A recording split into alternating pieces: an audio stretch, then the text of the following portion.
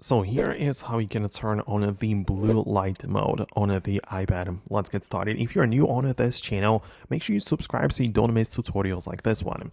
Well, if you scroll down or access the control center on your iPad, you can hold down on the brightness slider and more things are going to appear. So below we have the dark mode and we also have the night shift with true tone. So the night shift is the thing which you are most likely referring to because the night shift is limiting the blue light. So it's used for the night. It's like literally called that way because in the night you don't want to be exposed to the blue light as much, and that's why the whole screen gets like more yellowish, right? So that's like the whole point behind it.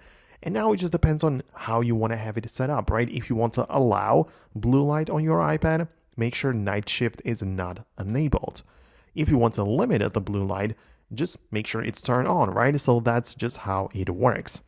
Outside of that, you also have the settings page for it. So part of the display and brightness, we have the night shift, and there you get to pick the intensity of the blue light reduction. So that would be something to play with as well.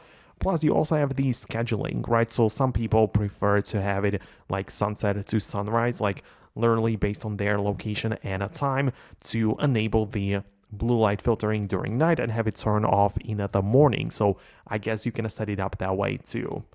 And that would be about it from me. If you like this type of explanation videos, make sure you subscribe so you don't miss the next ones. And I hopefully get to see you later in those tutorials. Thanks a lot, and I'll see you later.